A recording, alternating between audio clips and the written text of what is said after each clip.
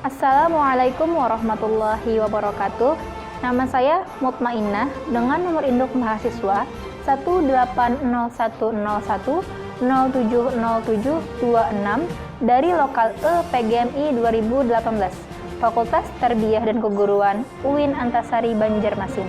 Kali ini saya akan membuat video untuk memenuhi tugas ujian akhir semester mata kuliah Pramuka yang diampu oleh Ibu Khairiatul Muna MPD dan kakak pembina Muhammad Reski Aulia.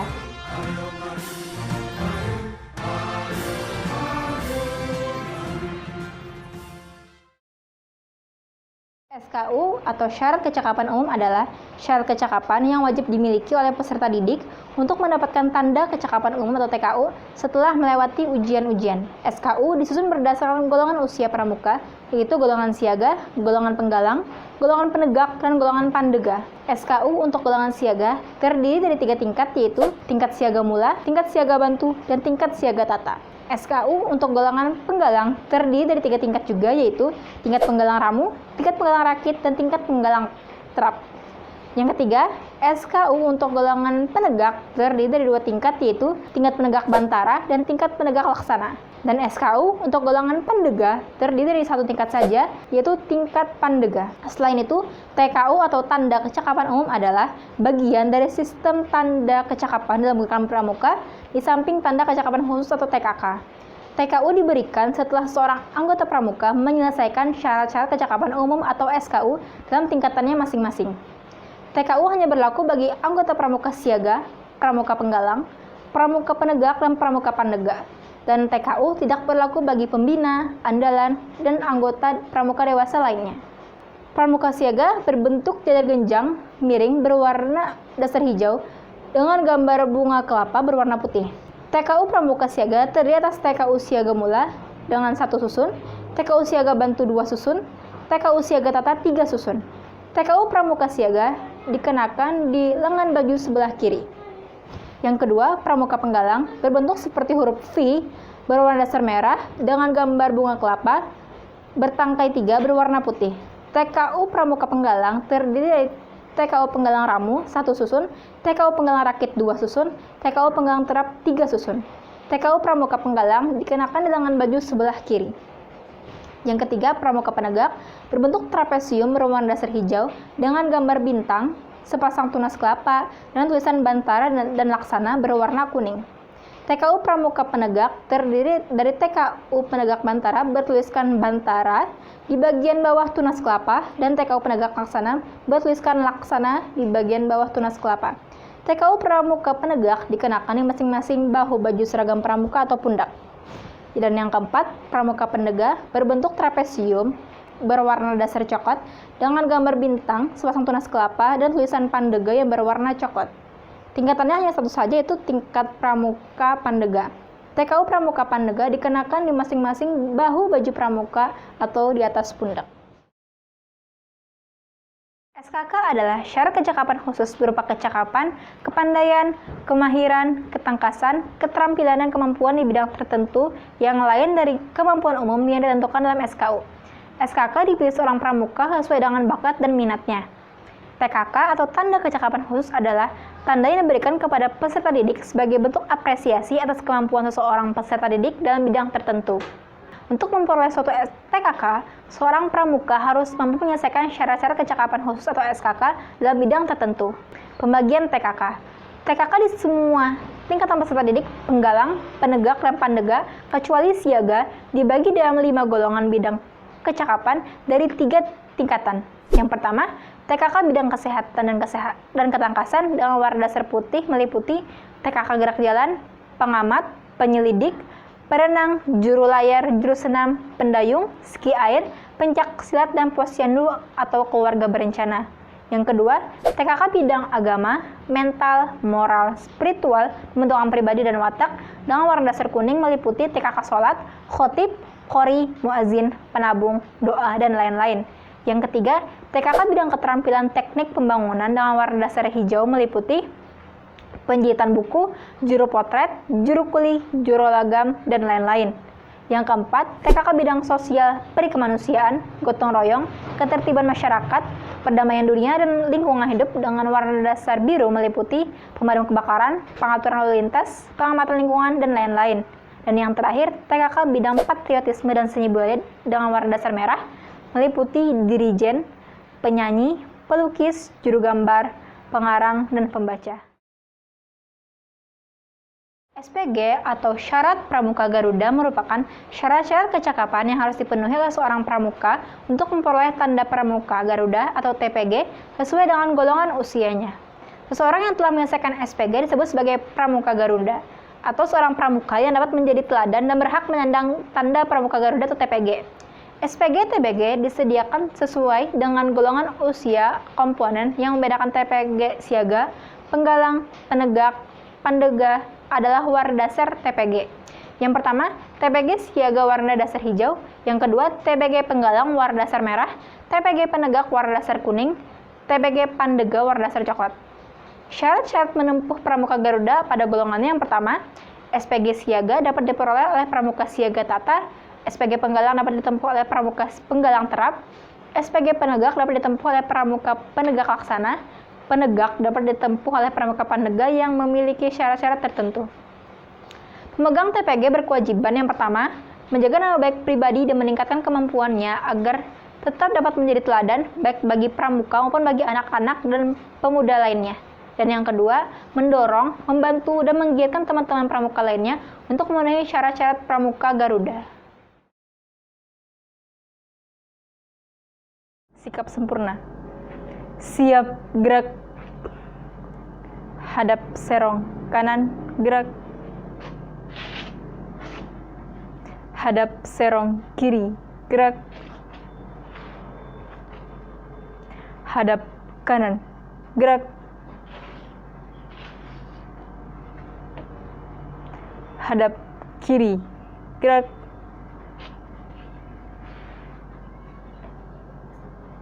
Balik kanan, gerak. Balik kanan, gerak. Rencang kanan, gerak. Tegak, gerak. Rencang depan, gerak. Tegak, gerak. Jalan di tempat, gerak. Berhenti, gerak. Hormat, gerak. Tegak, gerak. Berhitung, mulai. 1. Istirahat di tempat, gerak. Siap, gerak. Gerakan Pramuka Prajamuda Karana sebagai wahana kaum muda suka berkarya. Kader pembangunan sebagai perekat bangsa, disiplin, berani, dan setia, berakhlak mulia. Bersatu padu menyongsong masa depan yang gemilang. Satu pramuka untuk satu Indonesia, melangkah maju menuju masyarakat yang sentosa. Jayalah pramuka, jayalah Indonesia. Kami pramuka Indonesia, manusia Pancasila, Satyaku ku dharmakan, dharmaku ku baktikan, agar jaya Indonesia, Indonesia, tanah airku, kami jadi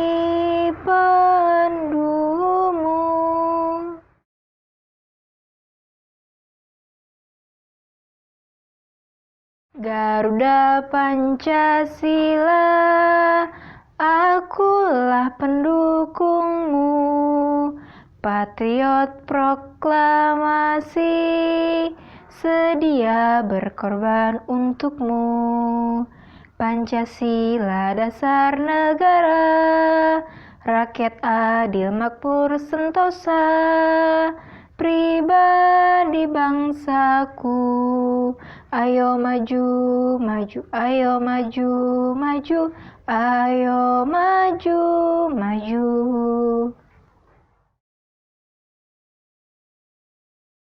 Pramuka di dadaku, pramuka kebanggaanku.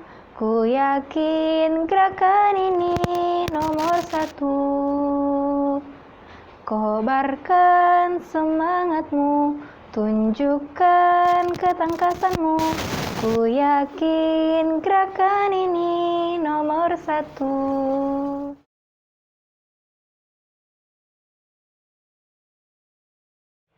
Selanjutnya, saya akan memperagakan sandi semafor dengan kalimat saya suka berpramuka. Yang pertama kata saya, S, A, Y, A. Selanjutnya kata suka, S, U, K, A. Selanjutnya kata berpramuka, B, E, R, P, R, A, M, U, K, A. Selanjutnya saya akan mempraktikkan sandi Morse. Tapi sebelumnya jika saya membunyikan peluit seperti ini, itu artinya titik, dan jika saya membunyikan seperti ini, itu artinya strip. Nah, langsung saja kita masuk ke kalimat pramuka PGMI bisa. Maka seperti ini sandi Morse-nya. Yang pertama kata pramuka dulu, huruf P, terus huruf R, huruf A, huruf M, huruf U, huruf K, huruf A. Selanjutnya kita masuk ke kata PGMI. Untuk kata pertama P, untuk huruf G, untuk huruf M, huruf I. Selanjutnya kata bisa dengan huruf BISA. Untuk huruf B, huruf I, huruf S, dan huruf A.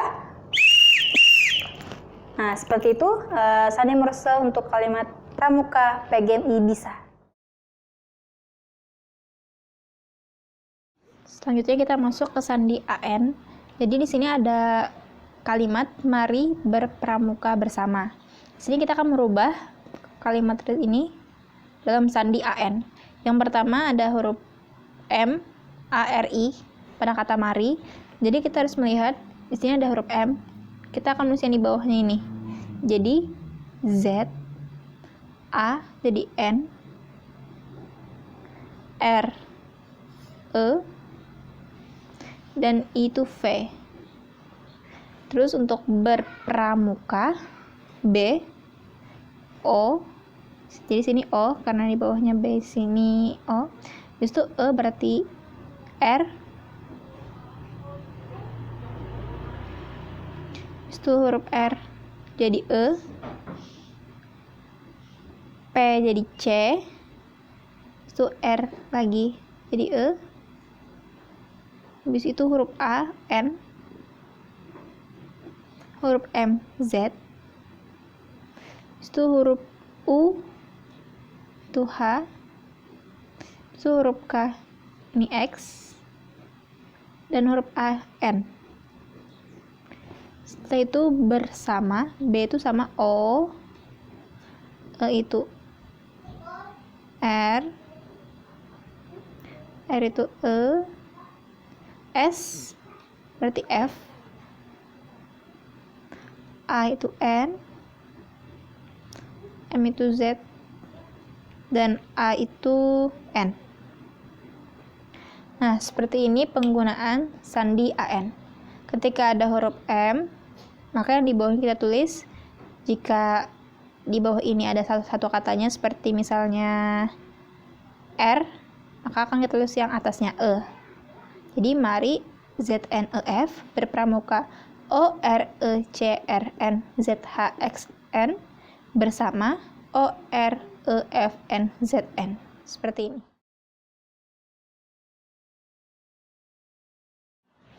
Selanjutnya kita masuk ke sandi Napoleon. Untuk sandi ini sebenarnya tidak mempunyai kunci khusus, tetapi cara merangkai huruf-huruf itu yang menjadikan sandi ini begitu menarik. Jadi kita akan menuliskan kalimat mari berpramuka bersama. Maka caranya adalah kita hitung terlebih dahulu jumlah hurufnya, lalu dibagi menjadi beberapa bagian yang jumlahnya sama. Pada kalimat ini kan ada 21 huruf.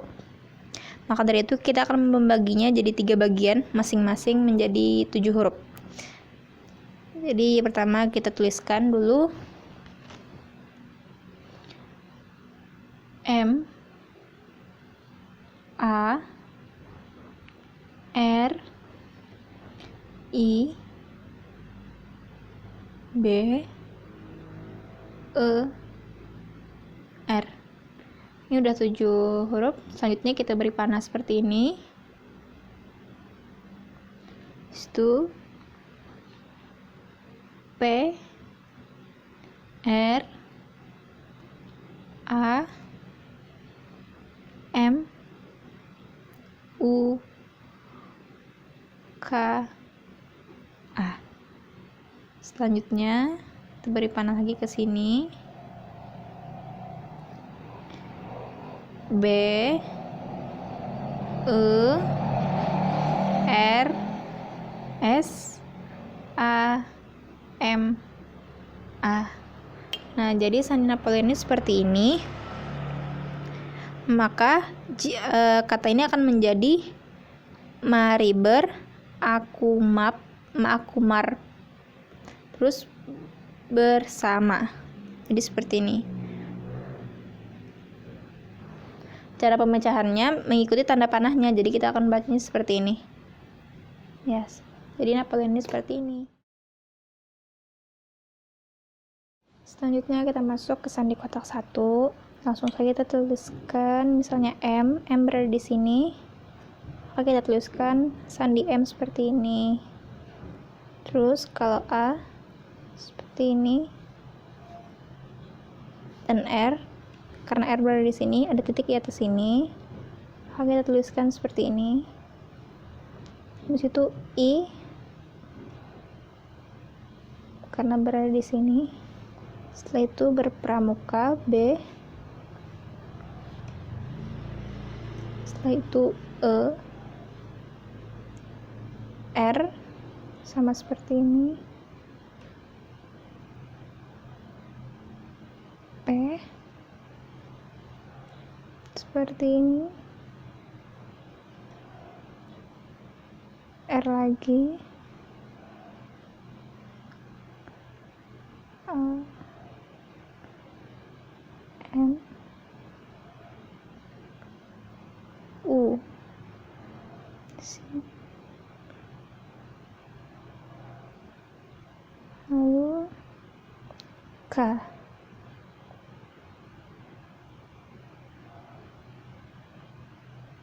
A, B, U, R,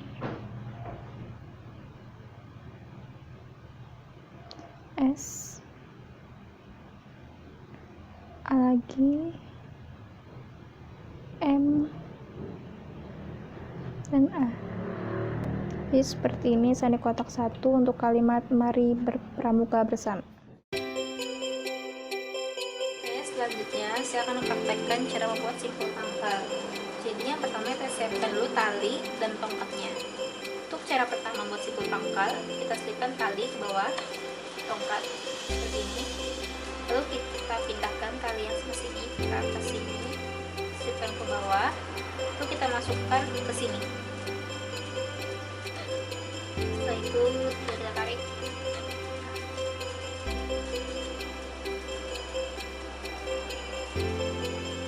Seperti ini.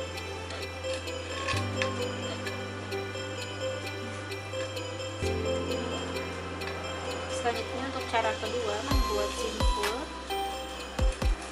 pangkal. Pertama seperti ini, kita buat lingkaran seperti ini. Setelah itu sebelahnya seperti ini.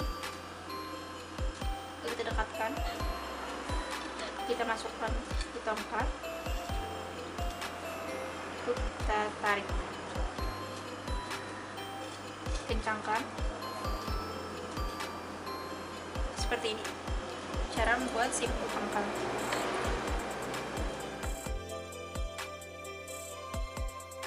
Selanjutnya saya akan mempraktekkan cara membuat simpul jangkar.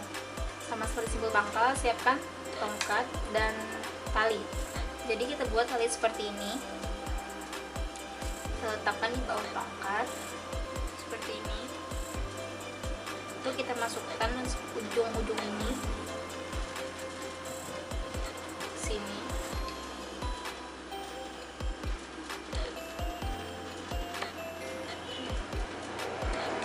Lalu kita tarik.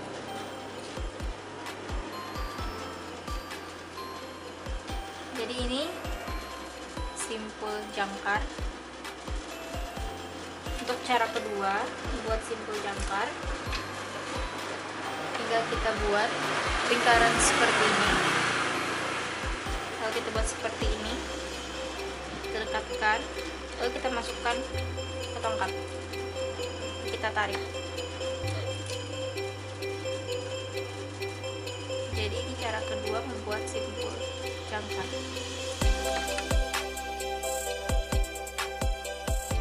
Kita siapkan dulu 2 tongkat dan talinya. Yang pertama kita buat dulu simpul pangkal.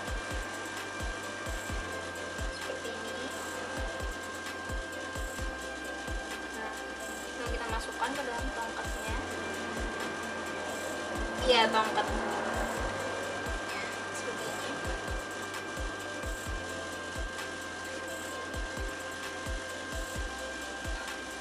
Ya, seperti ini. Setelah itu kita silangkan tongkat berikutnya seperti ini. Lalu kita ke atas sini.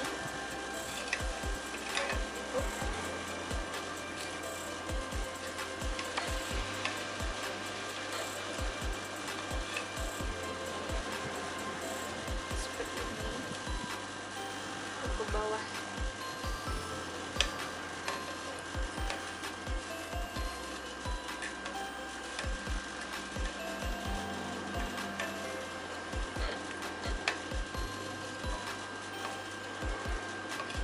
Lalu kita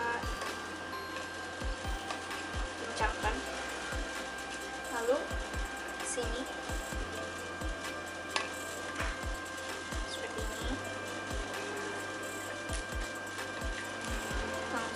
Ke bawah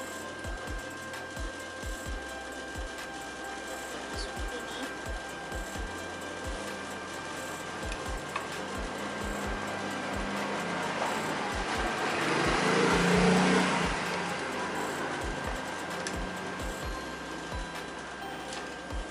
Setelah itu sambung ke sini sama seperti tadi.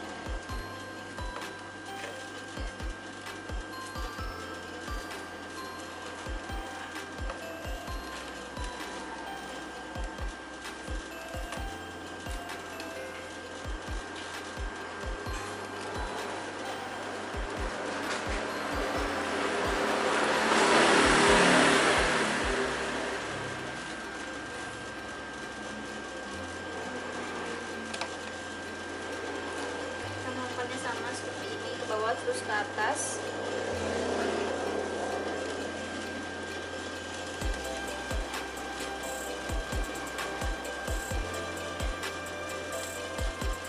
Setelah itu cara menguncinya tinggal kita putar ke sebelah sini, mengelilingi seperti ini.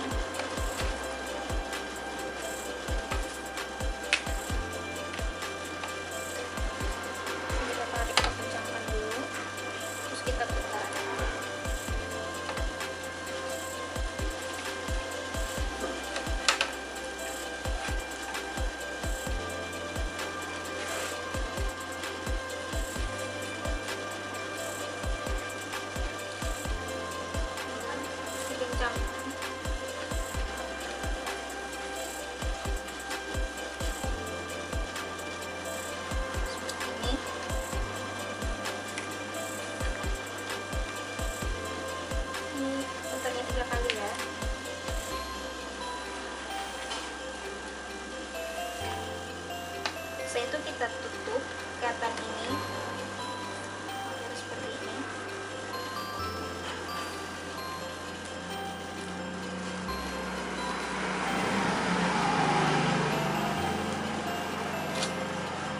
Seperti ini.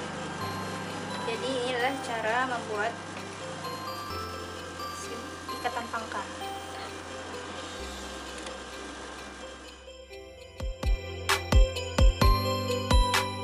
Selanjutnya, saya akan praktekkan cara membuat ikatan canggah. Jadi siapkan 2 tongkatnya dan tali. Untuk tongkat kita buat jadi seperti ini. Untuk tali kita buat jadi seperti ini.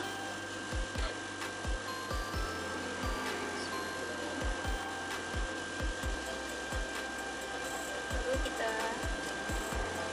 jadi seperti ini.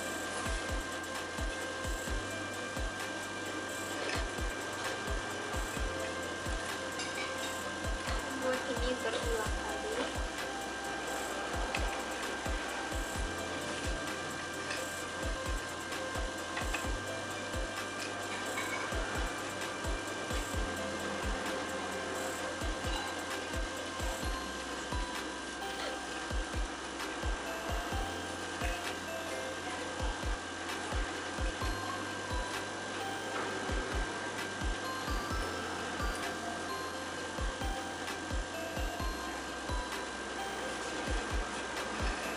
Kita melakukan ini berulang kali.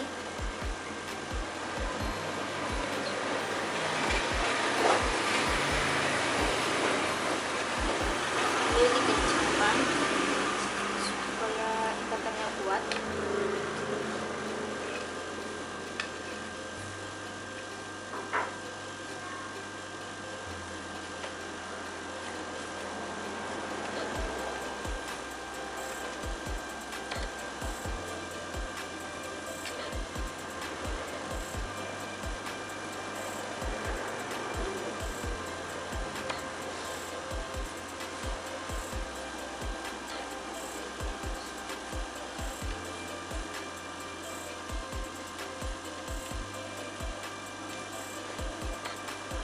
Lalu buat ikatannya.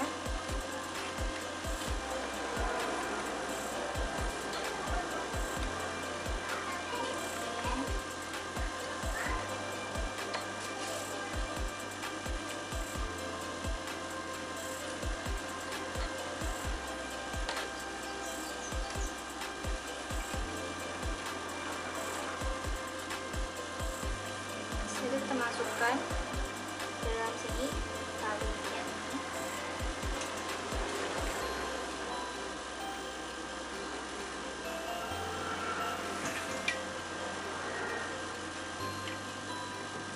Ini kita tarik.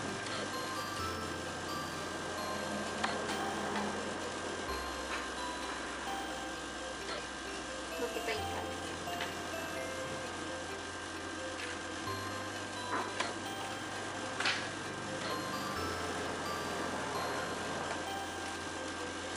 Seperti ini.